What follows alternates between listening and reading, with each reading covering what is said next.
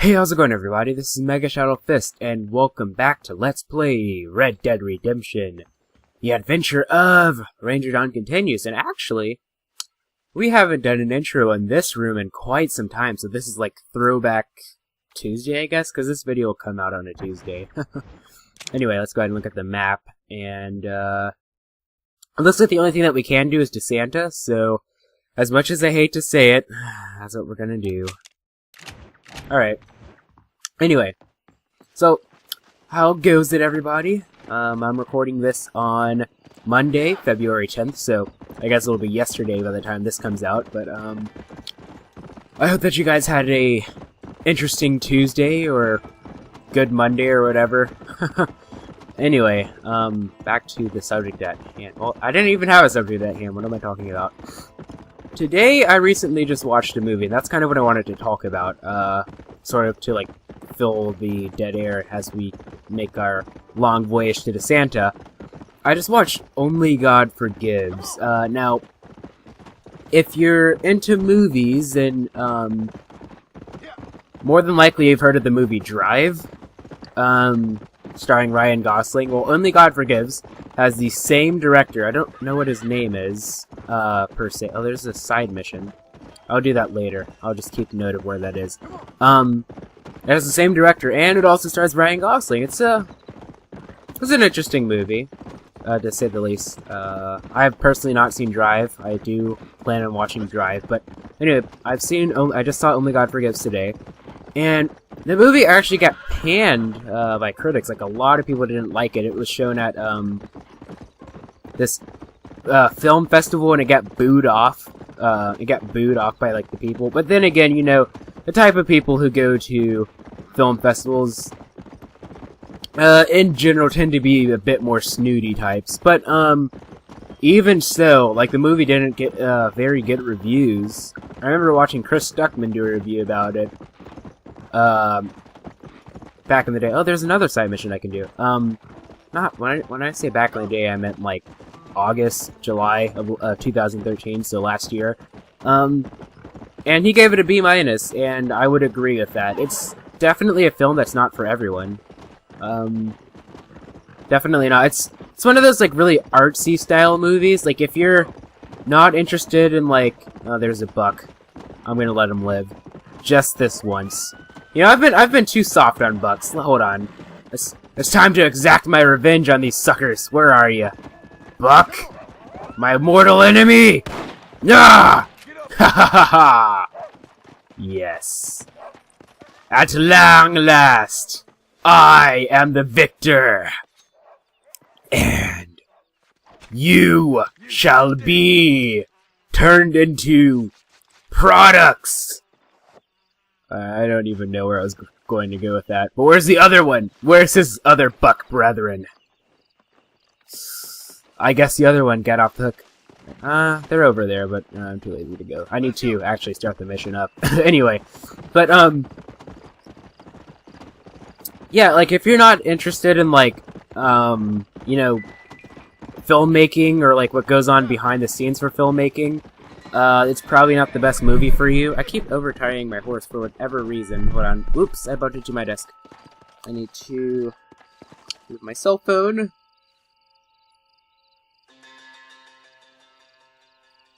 So I keep forgetting to put it in my pocket, because I just leave it on my desk, and I need to put it in my pocket, because otherwise you guys are going to hear it vibrate whenever someone texts me or whatever.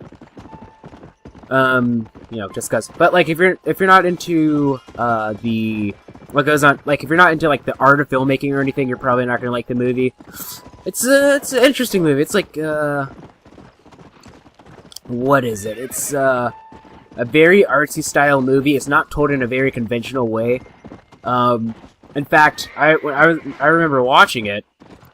Well, of course I remember watching it. It was just, like, 2 hours ago or whatever. But, I remember watching it, and the first, like, 20 minutes or so, I was just like, I'm not really sure if I'm gonna like this movie. It just seems really, just different, not what I'm used to. But then, but then I decided to keep an open mind and watch it. And I really liked it. A lot of people said that there wasn't a lot of dialogue, and I can see that. To me, if the amount of dialogue in the movie felt just fine for the type of movie that it was going for. There wasn't a lot of English dialogue because it takes place in Thailand, but there wasn't a lot of dialogue, sure, but like I felt like it didn't need as much dialogue as everyone was demanding from it, and it's definitely a very allegorical movie. It's one that requires you to watch it more than once to truly understand it. Maybe you probably need to watch it maybe a good 3 or 4 times probably to fully understand what's going on. Of course, well, I guess it depends. I kind of understood what was going on a little bit, for the most part. I guess, you know, that's that AP English in me. I've sort of learned how to detect subtle meanings and things, but, you know, it depends. It's one of those movies that, I feel like it's probably not going to get the recognition that it deserves until 20, maybe 30 years from now. It reminds me of this...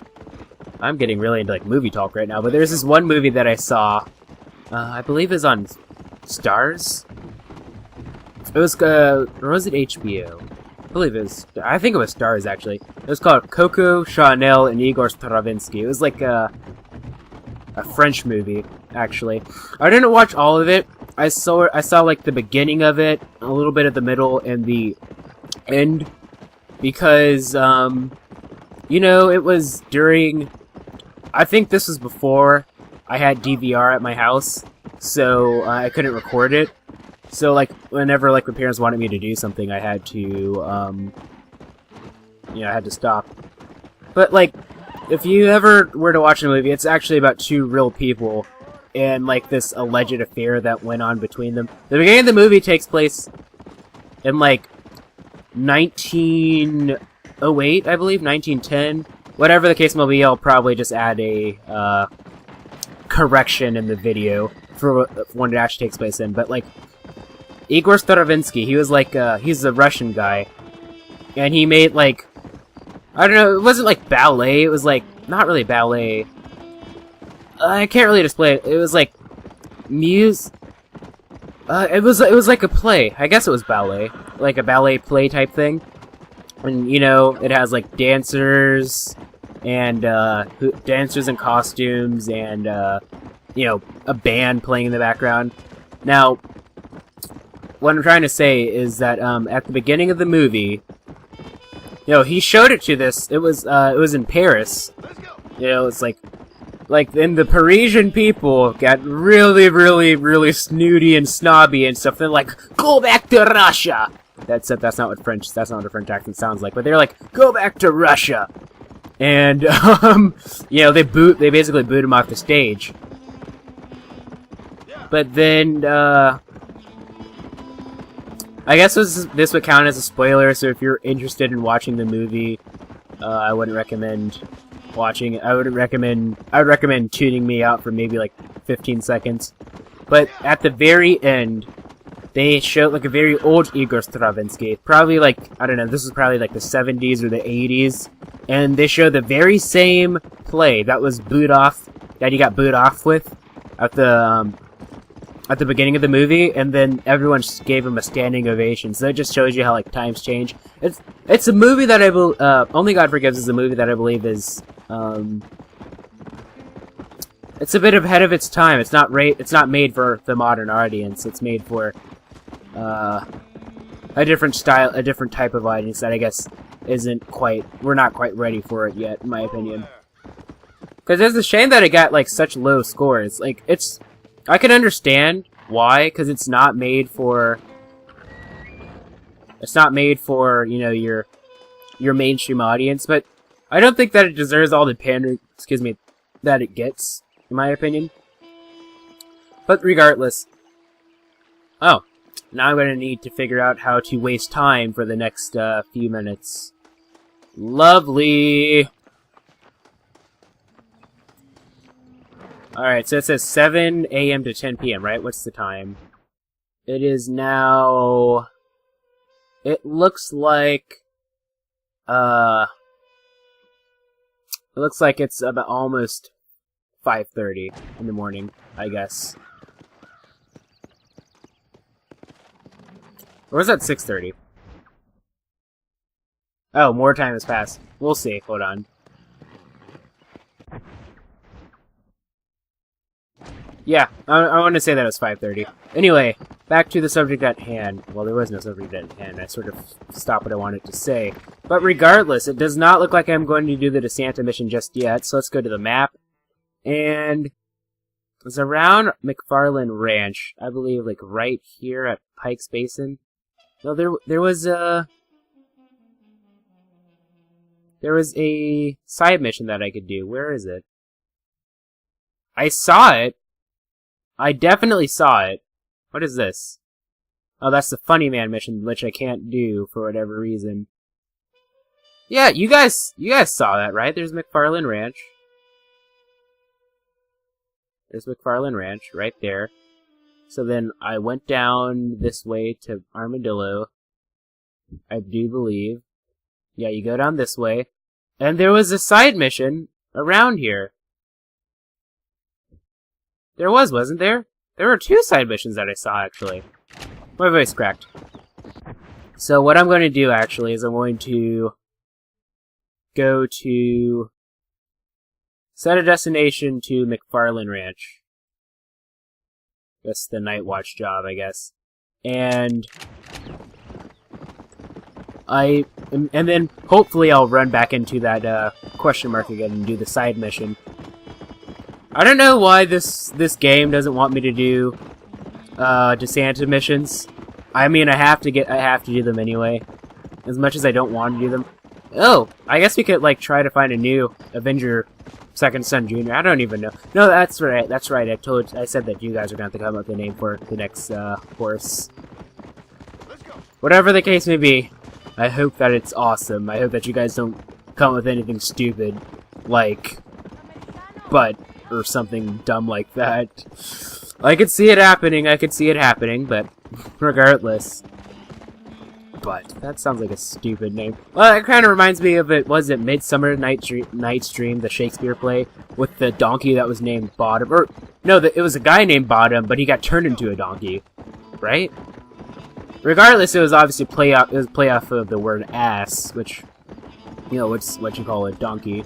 At least people used to call a donkey way back in the day before it changed into the definition of a buttocks, an ass. So actually, this is very random, but like, I remember being very curious. Like AVGN highlighted this one time in one of his videos, but or I should say the Angry Video Game Nerd, in case you don't know who AVGN is. Or James Rolfe, that's what he actually is, because he does stuff other than just AVGN, which is pretty damn good also, I must admit. But regardless, so you can say ass on like a TV 14, I think even TV PG, they tend to censor pretty much everything except for damn and hell. But a TV 14 show or above, you can say ass. You cannot say asshole, though. And I didn't understand why, because I was like, what's the point? It's basically the same thing. If you're going to censor anything, at least censor the ass. Like, it just doesn't make sense to censor the whole. But apparently, the reason why is because they can sort of get away with it. It's like if you say that you're making an ass out of yourself, it can sort of be inferred that you're saying that you're making a donkey out of yourself or whatever. But when you add the word hole to it, now it becomes a complete straight up insult, and it can't have the original meaning of what the word ass used to mean. So that's why they censor the hole. Which is kind of interesting, I guess. But I mean, now I understand why they do it. But I mean, if anything, I feel like people would be more offended by the word ass than, you know, the word hole, but that's a different story for a different time.